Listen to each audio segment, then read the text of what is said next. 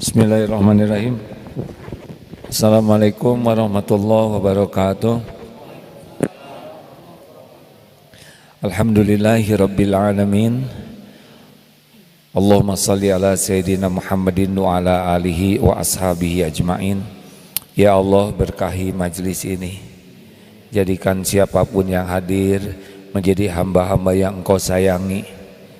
Engkau kuatkan imannya ya Allah. Muliakan akhlak kami, berikan kepada kami khusyuk dan nikmatnya ibadah, rezeki yang halal barokah, lindungi kami dari bala wal fitnah. Taqabbal minna ya karim. Allahumma inna nas'aluka ilman nafi'an wa rizqan thayyiban wa amalan mutaqabbalan. Taqabbal minna ya zal jalali wal ikram. Amin ya rabbal alamin. Alhamdulillah Bapak Ibu yang baik. Mana tetangga Cung? Alhamdulillah tetangga. Pak Haji kapan pulang? Kamari? Masya Allah. Inna lillahi wa inna ilaihi raji'un.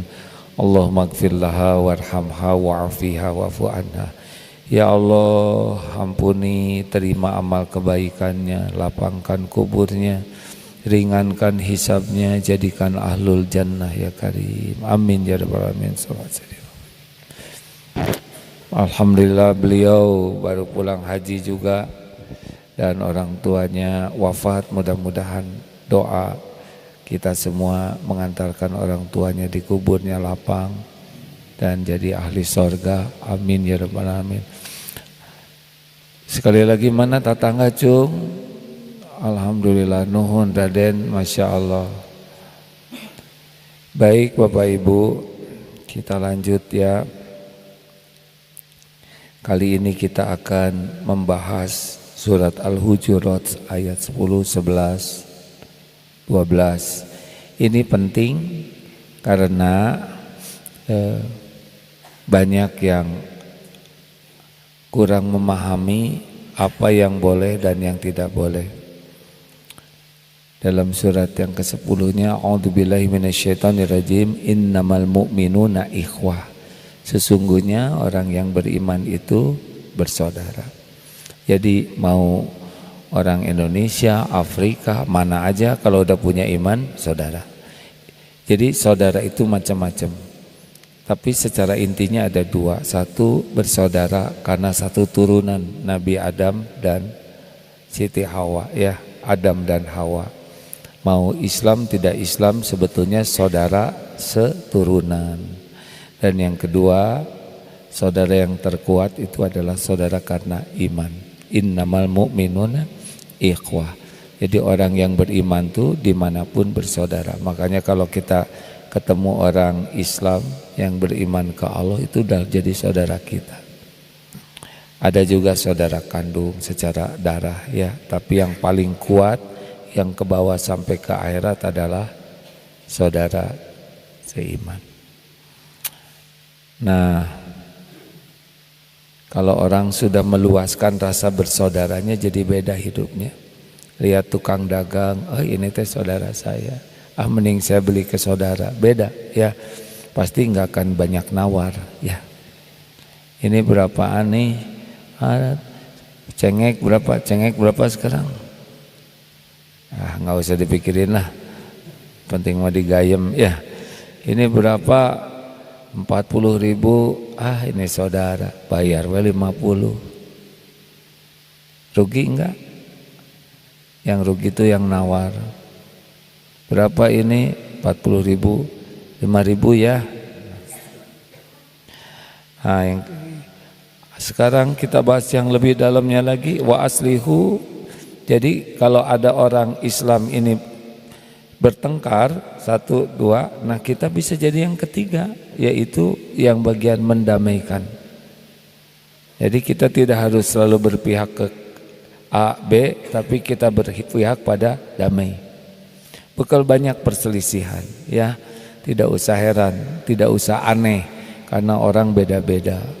Nah kita berusaha jadi orang yang mendamaikan. Wa aslihu baina, di antara kalian. Nah, yang ayat 11-nya nih, ini mulai larangan. Ya ayyuhalladzina amanu. Sebentar ya. Wahai orang-orang yang beriman, ini hanya kepada orang beriman jadinya. Kalau kurang iman gak kena nih, yang tidak beriman.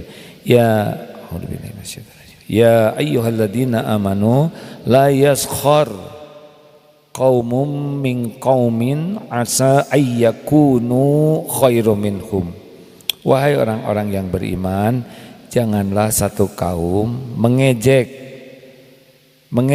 dilarang. Janganlah satu kaum, sekelompok mengejek, menghina, meremehkan kaum yang lain, sesama beriman ini ya. Hanya karena penampilannya, karena hartanya, karena gelarnya, karena casing lah, enggak boleh. Karena boleh jadi yang diejek itu khairum minkum, lebih baik daripada yang mengejek. Wala nisa, wahai wanita. Ini tegas nih, mama kelihatannya lebih sensitif dalam ejek mengejek ini. Ini bukan kata saya nih hadirin ya. Wahai wanita, wala nisa min nisa'in asa ayyakunna khairum minhun. Wahai, dan jangan pula wanita mengejek, mengolok-ngolok, merendahkan, menghina wanita yang lain, karena boleh jadi yang dihina itu lebih baik di sisi Allah.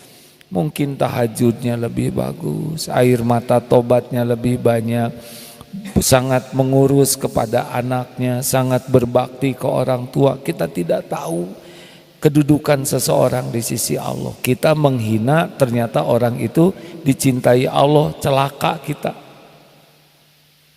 Jadi bagaimana cari 1001 alasan untuk menghormati orang lain.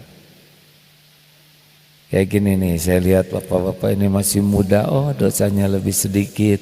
Mana tadi yang agak tua deh. Nah itu udah tua berarti amalnya lebih banyak gitu. Tapi itu tuh ada yang bikin dosa. Siapa tahu dosa itu yang mengantarkan tobat nasuha. Tapi itu kayaknya ilmunya dikit. Mungkin ilmunya dikit tapi amalnya yang ada ikhlas.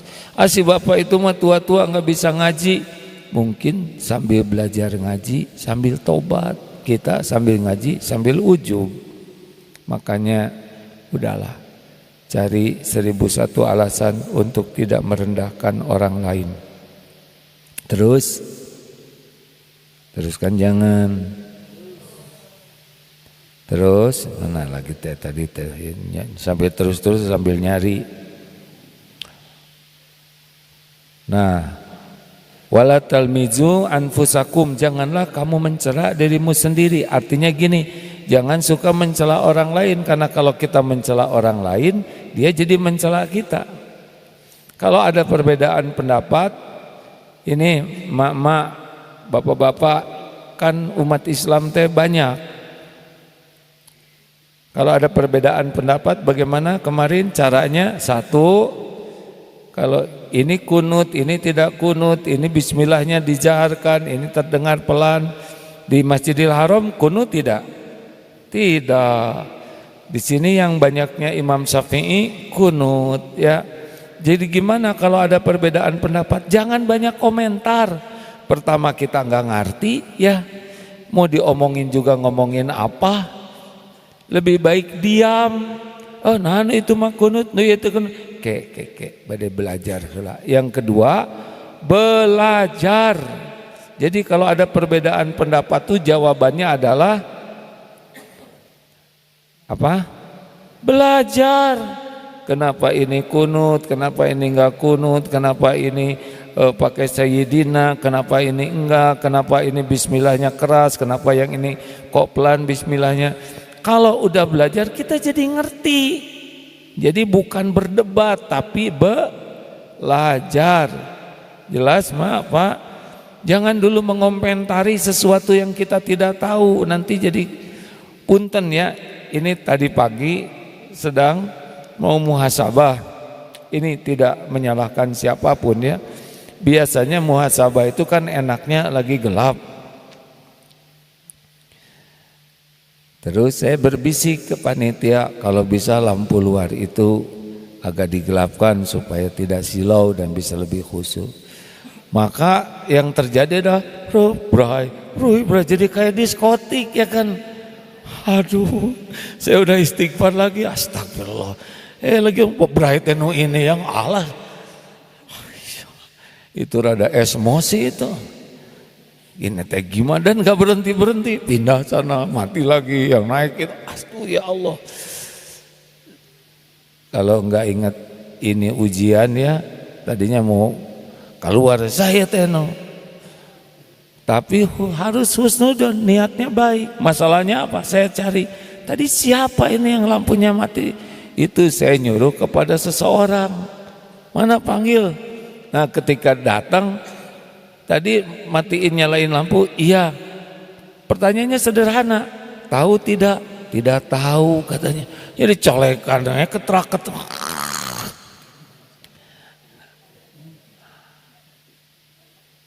Ingat ada hadis, jikalau satu urusan diserahkan kepada yang bukan ahlinya, fantazirus sa'ah, tunggulah kehancurannya. Untung ini bukan masalah bom ya kan. Coba aja bom atau naon itu beleduk ya kan. Nah itu pelajaran hadirin ya, betapa segala sesuatu tuh harus oleh ahlinya. Dan kalau nggak tahu ya ngomong nggak tahu, jangan ceklak cekluk. Makanya segitu banyaknya pilihan ceklak cekluk. Kita beres muhasabah baru selesai mati lampunya. Ya itu pelajaran. Dan yang tahu kalau udah lihat ceklak-cekluk begini, aktif, jangan diam aja ya. Nah ini bukan ambek kapegung hadirin, tapi informasi supaya tidak berulang ya. Ini teh nyambung nggak dengan hadis yang tadi ya? Lalu wala tanazalu bil alqab, dan janganlah kamu memanggil dengan gelaran-gelaran buruk. Ini nggak boleh Pak. Hei Nud, hei Bu Citrek, pet bun, apa pet bun, pendaik buntet, nggak boleh. Hei Hideng, Hajar Aswad, nggak boleh. Apalagi nyebut-nyebut Hajar Aswad, nggak boleh. Dulu udah ada panggilan yang jelek tuh, namanya apa tuh dulu zaman pemilu zaman dulu tuh, kampret dengan apa, cebong dengan kampret ya. Ini tidak boleh dalam Islam. Tapi kan udah damai, jadi kecepret katanya. Nggak boleh, nggak boleh, nggak boleh memanggil si bodoh, si malas, si nggak nurut. Tidak boleh pakai panggilan yang buruk. Apalagi orang tua ke anak bisa diijabah. Mana tah si bodoh? Dia diijabah, jadi blow on. Nggak boleh, tidak boleh. Apalagi pakai nama binatang. Nyet, non bro, nggak boleh. Itu tidak boleh dalam Islam.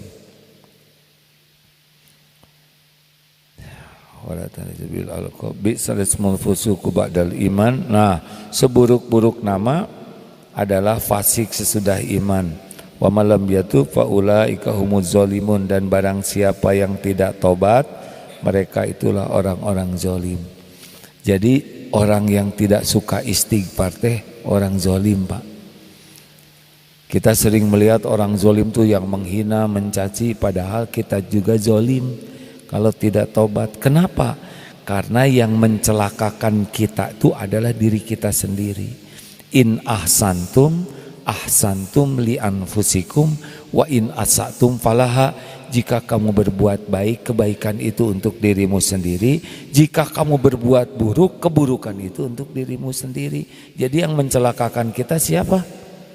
Jawab. Makanya orang tidak tobat itu zalim, karena dia sudah mencelakakan dirinya sendiri.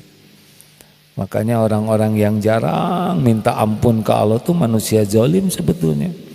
Karena setiap dosa yang kita lakukan dilihat Allah tidak, dicatat tidak, ada balasannya tidak. Siapa yang bakal memikul balasan dari keburukan kita? Diri kita sendiri. Nah makanya kalau kita dalam kesusahan, kepahitan, ada yang menghina, ada masalah apapun, ingat tuh bahwa semua kepahitan ini diundang oleh siapa? Diri kita sendiri. Jerawat misalkan, naon itu jerawat, itu kuman wungkul, kuman teh sanes abdi. Saya mah cuman diperintahkan ku Allah. Kotombe misalkan, izin Allah bukan. Kenapa Allah ngirim ketombe di kepala kita? Jarang kurama sebetulnya. Halo? Nah kalau ada apa-apa ingat ini teh dosa. Apa dalilnya? Asy-Syura ayat 30 ya. Wa ma asobakum min musibatin fabima kasabat aydikum wa ya'fu an katsir. Musibah apapun yang menimpamu adalah karena perbuatanmu sendiri. Jadi setiap dosa yang kita lakukan, ngomongin orang, Allah dengar tidak kita lagi ngehina orang? Jawab. Allah lihat tidak? Ada balasannya tidak? Ada, pasti, tunggu aja nanti ya. Apakah dalam bentuk kita dihina lagi? Apakah dalam bentuk sakit gigi, cenut, ada balasannya. Atau misalkan ada genteng jatuh, jegret kena, bisa itu. Nah Allah teh galak begini, ya kan semua itu diundang oleh dosa. Ya paling aman kalau kita tidak mau banyak musibah, jangan banyak maksiat. Kalaupun udah terjadi, segera tobat. Makanya orang yang jarang istighfar tuh pasti ribet hidupnya tuh Pak. Ada aja. Giliran ke toilet kejepit pintunya, ya. Pas masuk ke toilet gayung tidak ada, kan stres sekali Pak ya. Pas masuk ke toilet kuncinya nggak ada tuh, ngajegang begitu ya, repot lah, banyak musibah. Makanya kalau kurang tobat itu siap-siap aja, banyak sedih, banyak gelisah, banyak urusan yang tidak kita harapkan. Makanya kalau ingin selamat banyaklah tobat. Begitu?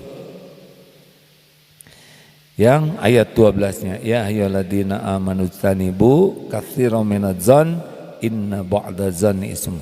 Hai orang-orang yang beriman, jauhi prasangka, kebanyakan dari prasangka. Ijtanibu katsiran minadz-dzann. Jadi ada suudzon namanya prasangka buruk, ada husnuzon berprasangka baik. Yang dilarang itu berprasangka buruk, suudzon. Ada yang memang kita harus waspada. Tetapi secara umum yang enak dalam hidup itu adalah husnuzon kepada orang beriman. Misal ini sudah sering disebutkan, datang bapak-bapak bau rokok. Iya, aki-aki itu tukang ngerokok, gak boleh gitu. Husnuzon, si bapak teh mungkin baru dari ruangan yang penuh asap rokok gitu. Padahal gak ngerokok ya, tapi asap. Janji jam 6 belum datang, husnuzon. Siapa tahu sudah di perjalanan tapi mungkin bannya meletus, atau mungkin nolong orang. Pas udah datang teh, bagaimana? Kok ada apa di jalan? Kok datang jam 6:30? Ketiduran. Kita udah baik sangka, ternyata ketiduran. Bagaimana? Baik sangka lagi. Siapa tahu ini merupakan ketiduran yang terakhir kalinya. Oh itu menyesal. Maksudnya dia sesudah ini jadi disiplin. Iya. Jadi berbaik sangka enak, baik sangka. WA udah contreng 2 biru di atas online, belum jawab, gimana? Berbaik sangka, mungkin lagi sibuk. Kita juga kalau lagi sibuk udah baca nggak sempet balas ya, atau sudah balas tapi belum send, lupa. Perasaan udah dikirim berapa kali kita juga begitu, benar? Udah beres-beres, tiba-tiba datang merah yang ada tanduknya itu. Kenapa nggak dibalas? Misalkan, udah tapi lupa send, atau sudah send tapi kuota habis. Mending berbaik sangka. Kalau ingin bahagia, berbaik sangka. Gimana kalau kita berbaik sangka ternyata orang itu berniat jahat? Allah tahu. Siapapun yang mau berbuat jelek, tidak ada yang tersembunyi. Nanti kalau kita baik sangka karena Allah, kalau dia emang jelek, Allah akan tampakkan. Dengar hadirin ya, tidak ada yang bisa menahan kalau Allah mau menampakkan sesuatu. Betul? Jadi kalau dibuka oleh Allah, kebuka. Mati-matian kita nutup, kalau Allah buka, buka aja. Tapi kalau Allah menutup, tidak ada yang bisa ngebuka. Maaf ya, ini mengulang cerita. Ada seorang mantan artis hijrah dan beliau sedih sekali karena tayangannya sebelum hijrah ada terus. Saya sudah minta ke TV supaya nggak ditayangkan, tapi masih ada, saya malu. Tahu caranya supaya tayangan itu nggak ada? Tobat.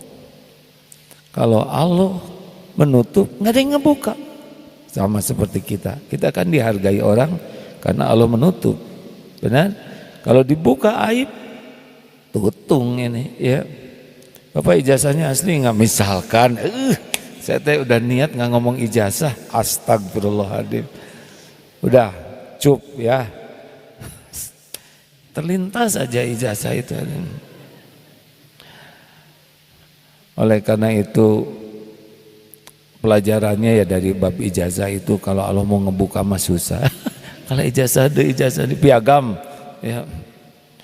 Bapak Ibu yang baik, nah kan bapak ini sebetulnya dihargai istri karena istri nggak tahu kan kelakuan om yang aslinya ini ya. Nah, halo, benar? Nggak bisa diapa-apain Pak selain tobat. Kalau Allah mau nutup, tinggal dibuat aja semua pikiran orang nggak mau ngebuka. Kalau Allah mau menghapus, hapus aja, nanti ada jalannya ya. Innama amruhu idza arada syai'an ayyaqula lahu kun fayakun.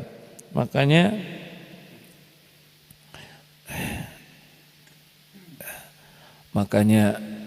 banyak tobat. Baik sangka aja lah, enak Pak. Enak hidup dengan berbaik sangka, tenang. Wala tajassasu, jangan suka nyari-nyari, ngorek-ngorek, pengen tahu. Bu, Ibu, mana yang bisa membuat Ibu tenang? Tahu kejelekan suami atau tidak tahu kejelekan suami? Atau kenapa nyelidiki terus? Tenang Pak, ini bukan demi kepentingan Bapak, tenang ya Pak. Mendingan tidak tahu asli, mendingan tahu atau tidak tahu tetangga nyicil etatah kulkasan. Mending tidak tahu Pak. Kalau tahu teh jadi kotor hati, asli Pak. Saya dengar dulu Syekh Ali almarhum, semoga Allah merahmati beliau. Ada yang datang, Syekh, itu ada tetangga yang di dekat saya itu, orang yang kenal saya itu ternyata ngejelek-jelek. Saudara mau apa ini? Mau silaturahim atau mau ngomongin orang? Silaturahim Syekh, sambil ngasih tahu. Oh enggak. Jangan. Kalau mau silaturahim saja. Jangan bicarakan orang lain. Beliau kalau jadi dengar kan jadi enggak bagus mikir ke tetangga, padahal belum tentu benar. Dan kalaupun benar bukan urusan beliau, betul tidak? Tapi pas ngedenger jadi nggak enak lihat tetangga, ini gitu. Suatu saat juga ada mobil lewat, teh mobil teh cicilan. Jadi tiap lihat mobil teh cicilan, cicilan. Bu, Pak, mau bahagia mendingan gak usah tahu lah, kecuali Allah ngasih tahu dan jadi jalan ladang amal bagi kita. Capek segala diselidiki itu, betul? Makanya kalau ada yang ucap, orang itu teh ngejelek-jelekin, bukan, dia bukan ngejelekin, Mungkin dia nggak sengaja ngomongnya. Sengaja, saya lihat dia serius kok. Ya mungkin dia udah lupa. Belum lupa, barusan ketemu. Biasa kalau tukang kompor kan sampai kaduruk ya kan. Udahlah, gini aja. Kalau omongannya baik, mudah-mudahan saya ke bawah baik. Kalau omongannya salah, semoga diampuni Allah. Udah ya, beres. Perlukah seorang istri menyelidiki suaminya? Si ibu baru juga selesai saya ceramah, langsung perlu, tapi ngomongin cuma satu, yang lain mendukung.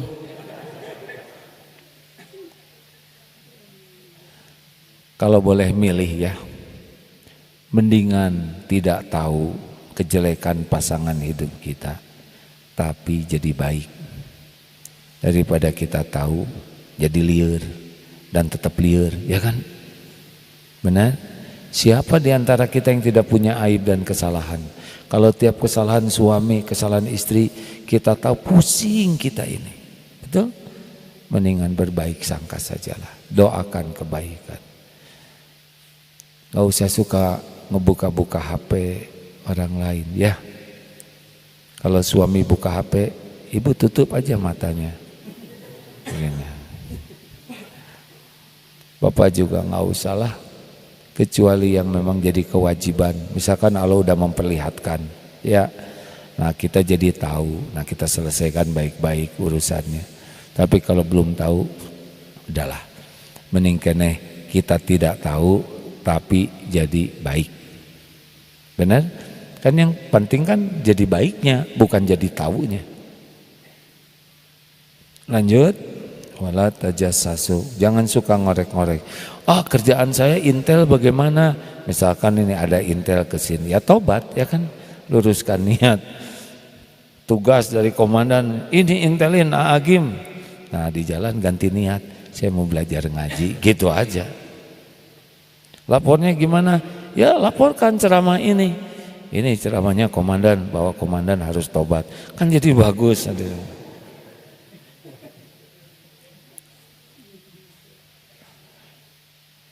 Wala tajassasu wala yaghtab ba'dukum ba'dha ayyuhibbu ahadukum ayyakula lahma akhihi maitan fakarihtumu wattaqullah innallaha tawwabur rahim. Nah, ini nih yang gawat nih, janganlah menggunjing gibah. Apa definisi gibah? Gibah itu mengatakan sesuatu tentang seseorang yang kalau orang itu tahu dia tidak suka. Kalau suka bagaimana? Misalkan nih, maaf ya, ada yang gundul, si botak, emang orang botak, dia nggak sakit hati, malah bahagia disebut. Tapi dia tersinggung kalau dia gundul disebut si gondrong. Nah ini nggak. Ibu bapak, kalau orang yang diobrolin itu tidak suka, tapi benar, kalau benar gibah, kalau tidak benar fitnah. Jadi dua-duanya tidak baik. Udahlah, nggak usah ngomong segala diobrolin. Apa dosanya? Ayyuhibbu ahadukum ayyakula lahma akhihi maitan fakarihtumu. Dosa orang gibah itu seperti kanibal, pemakan daging mayat saudaranya yang sudah meninggal. Jadi ada saudara meninggal, nah mayatnya tuh dimakan oleh dia. Itu dosanya gibah, sangat hina, sangat jahat, sangat nista. Orang yang suka gibah bisa bangkrut, pahala dia dikasihin kepada yang dia gibahin. Kalau habis pahalanya, dosa orang yang digibahin dipikul oleh orang yang suka gibah. Masih ingat dulu cerita ada orang Surabaya yang datang ke Darut Tauhid. Saya dari Surabaya. Oh ya Bu, ada yang bisa dibantu?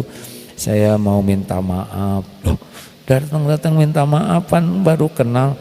Iya saya ngakulah dulu saya benar, itulah ngomongin Allah. Oh nggak ada masalah Bu, saya mah nggak sakit hati, nggak apa-apa. Bukan gitu Apa Bu? kata Ustadz di tempat kami, kalau kita ngejelek-jelekin orang, pahalanya dikasihin sama orang yang dijelekin.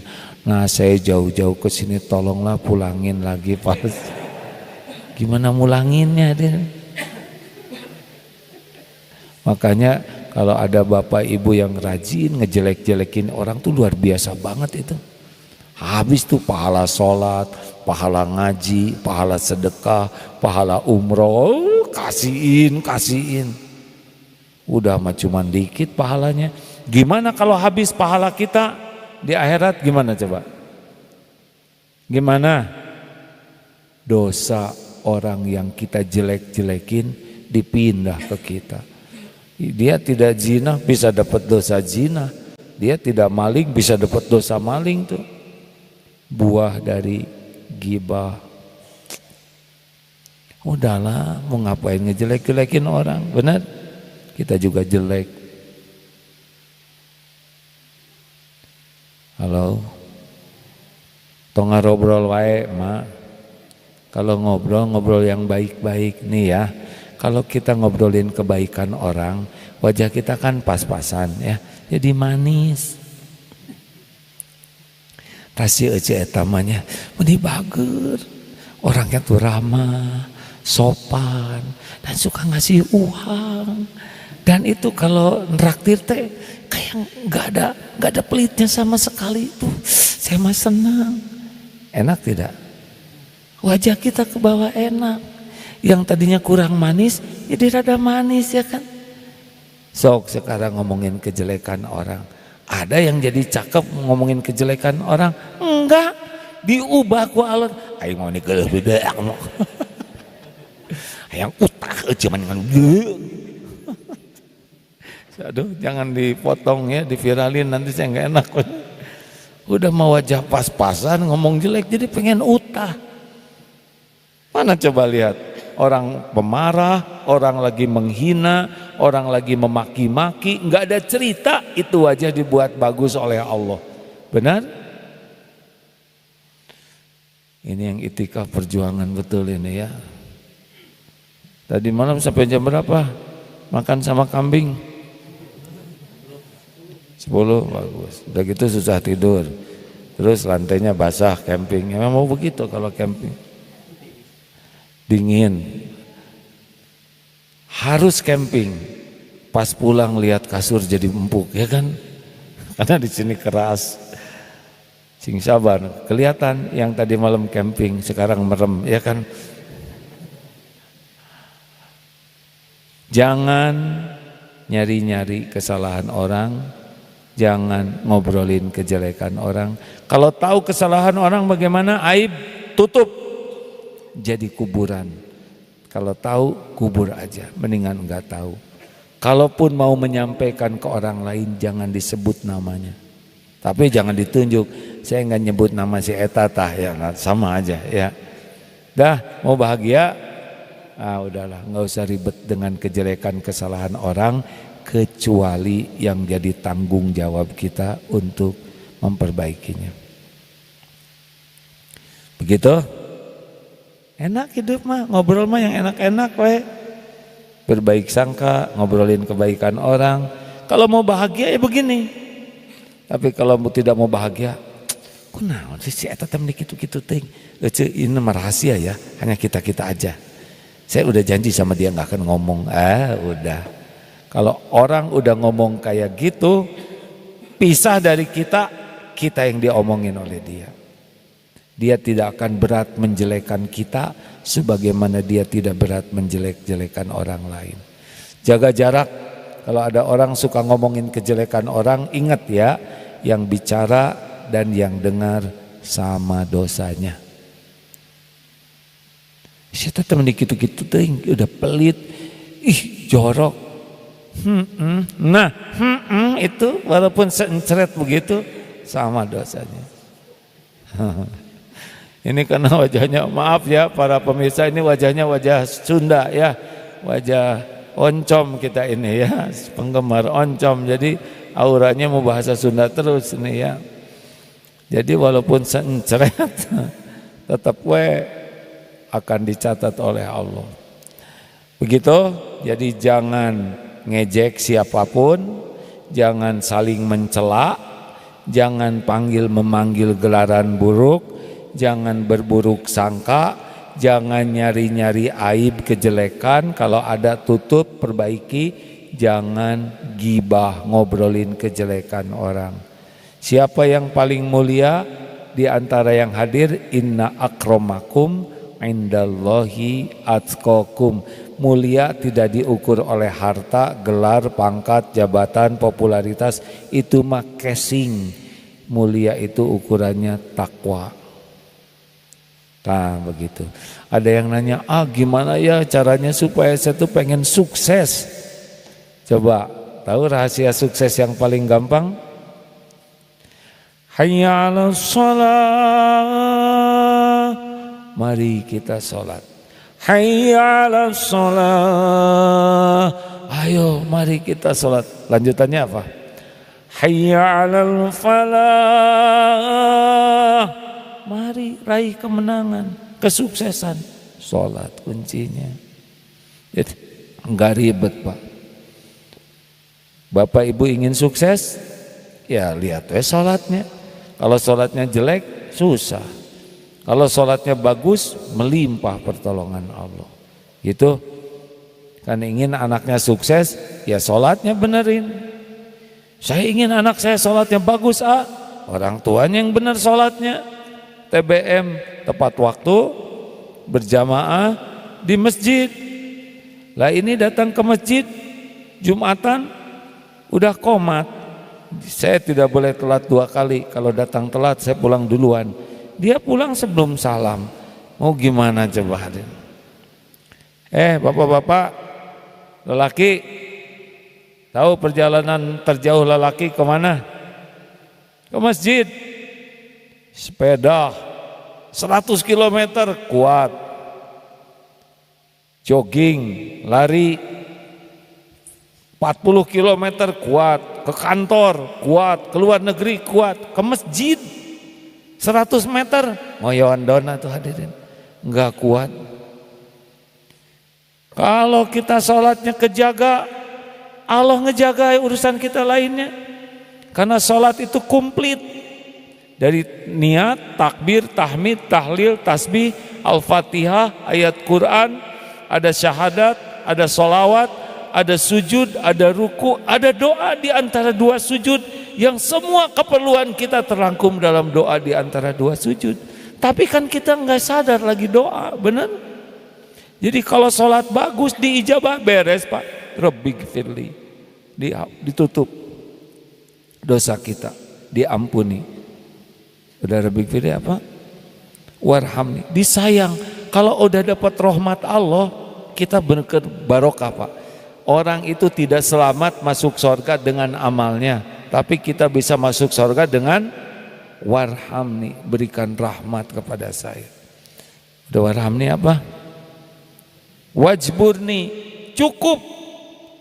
Allah tahu semua keperluan kita, keinginan kita. Kalau Allah cukupi, udah beres Pak. Kita mah tidak penting jadi orang kaya, yang penting tiap perlu. Bukan ada cukup hadirin, ada juga nggak cukup mah stres. Iya kan? Sepatu banyak, nggak ada yang cukup, nomor 20 unggul nyengir. Wajburni, warfa'ni, minta diangkat derajat. Artinya apa? Orang yang diangkat derajat oleh Allah tuh dicegah melakukan perbuatan hina. Kita jadi susah maksiat, susah melakukan perbuatan buruk karena Allah ngangkat derajat dengan kemuliaan. Udah gitu apa?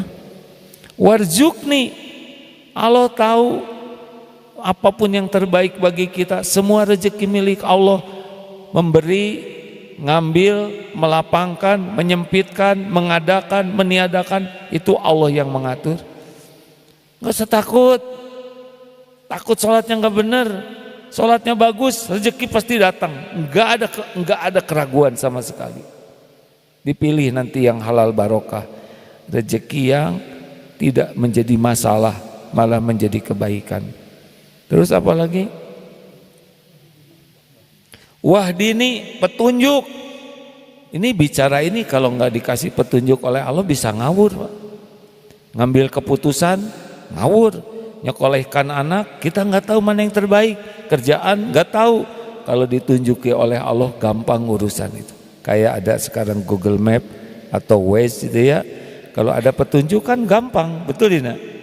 Hidup ini susah atau mudah tuh tergantung ditunjuki tidak oleh Allah. Milih jodoh buat anak pusing, kerjaan kalau ditunjukin mah gampang aja Pak. Apalagi wa'af ini ingin diberikan keselamatan, selamat dari penyakit, selamat dari kejahatan. Kita tidak tahu nih apa yang akan terjadi keluar dari sini. Tidak tahu di tenda ada ular atau tidak. Wah, jadi nggak mau masuk ya kan. Kita tidak tahu, bisa terpeleset. Udah ini kan trekking ya. Kita tidak tahu, tapi kalau kita minta keselamatan, semua yang akan terjadi Allah sudah tahu. Dan mudah bagi Allah memindahkan dari celaka menjadi selamat.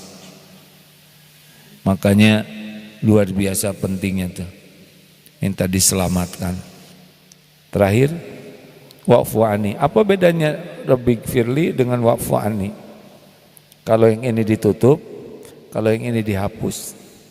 Seperti jalan di padang pasir, dihempas angin, habis jejaknya. Makanya Bapak Ibu kalau ingin bisa dibongkar dosa dan aib kita, wa'fu anni. Doa Allahumma innaka afuwun tuhibbul afwa fa'fu anni. Nah itu tuh gak bisa dibongkar apapun kalau udah dicabut sampai ke akar-akarnya. Ada pertanyaan silakan.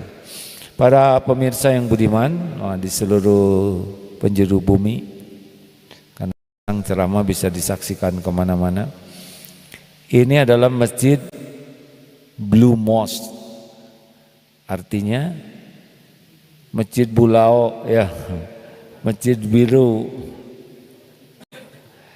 Hari ini pekan pertama, setiap pekan pertama subuh dan muhasabah ada di masjid ini insya Allah.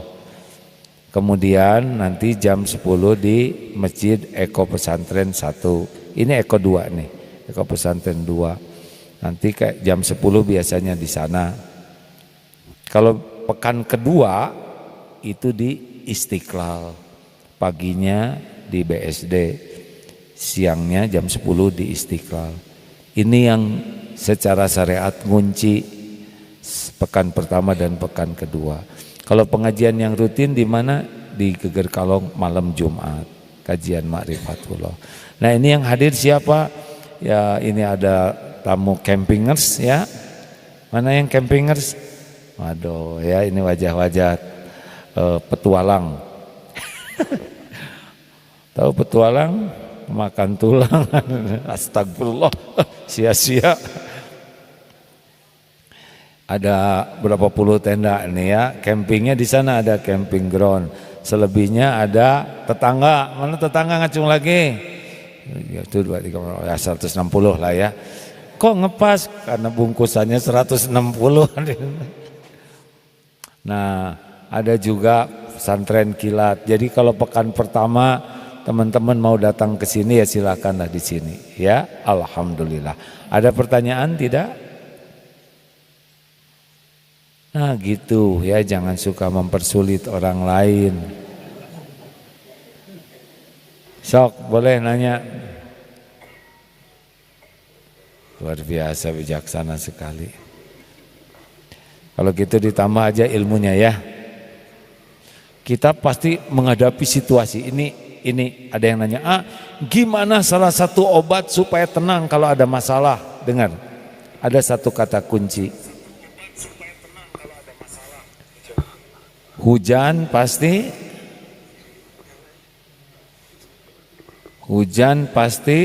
berhenti atau reda.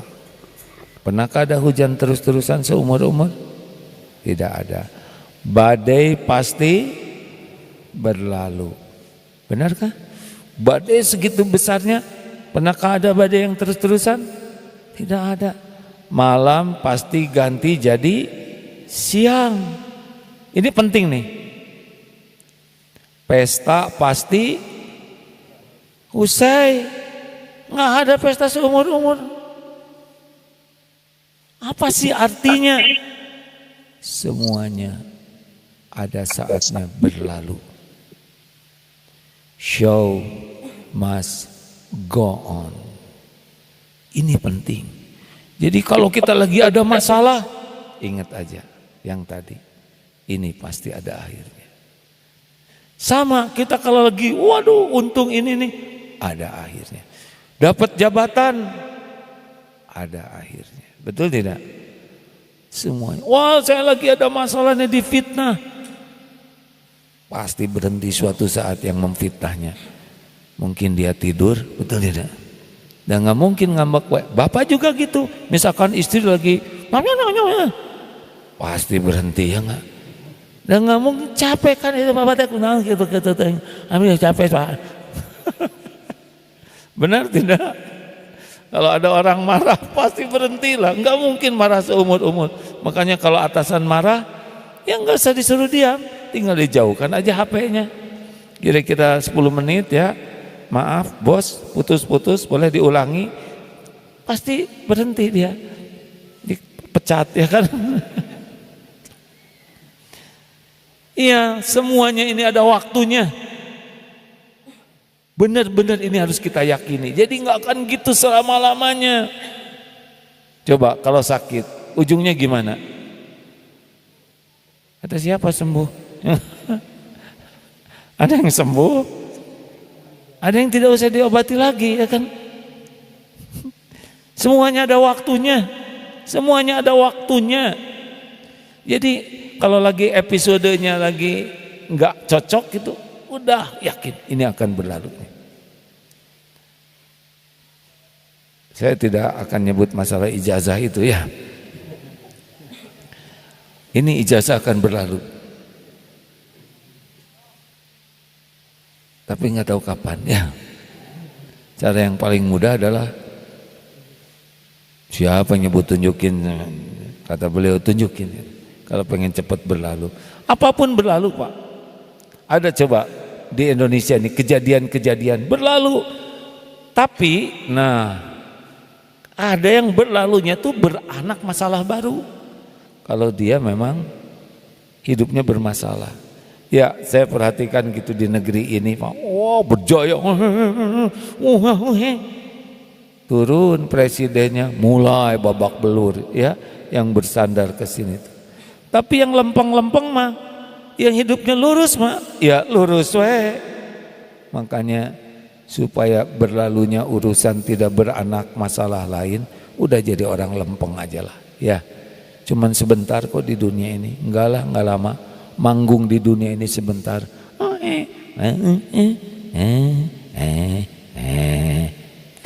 Nah begitu. Lihat Istana Negara ya. Dulu Belanda jauh-jauh, wow, berapa lama tinggal di istana itu, maut semuanya. Datang Jepang,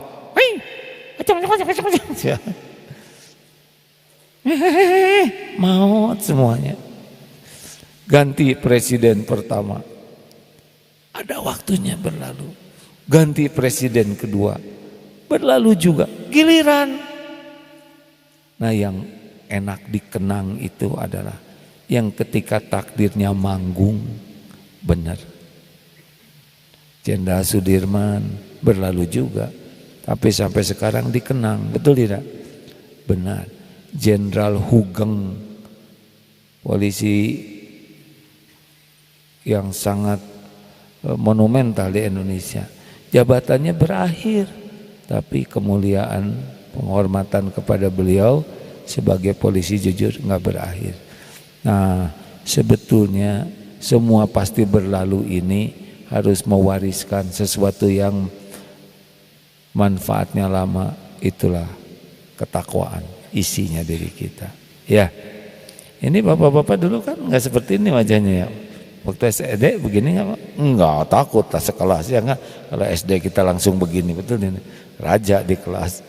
Lama-lama begini, lama-lama nggak bisa begini. Agim nih kalau masih hidup, misal ya, masih hidup 10 tahunnya akan datang, 74 tahun abdi tadi. Oh mah baru dah ngartos henteu. Iya, kita teh beda ya. Lambat laun terus semuanya akan berlalu. Makanya carilah sesuatu yang tidak berlalu, yaitu ketakwaan. Gitu. Mak, tong centilnya lincah wae baheula boleh lincah. Sekarang dia langsung sarap kejepit.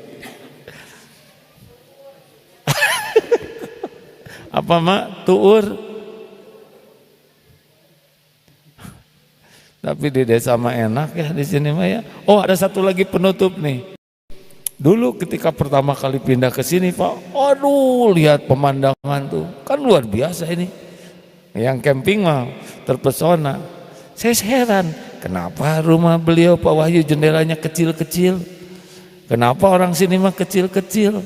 Dan tiap hari lihat pemandangan, jadi biasa. Saya pertama pindah ke sini nangkring, lama-lama dikerok Pak di sana.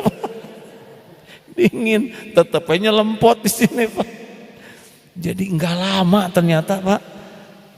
Indahnya memandang teh lama-lama Pak tetap masuk enter win. Jadi semuanya oleh Allah itu dibatasi sedikit dan sebentar. Yang lama itu syukurnya. Jelas? Makan es krim enak? Silakan makan es krim 1 ember.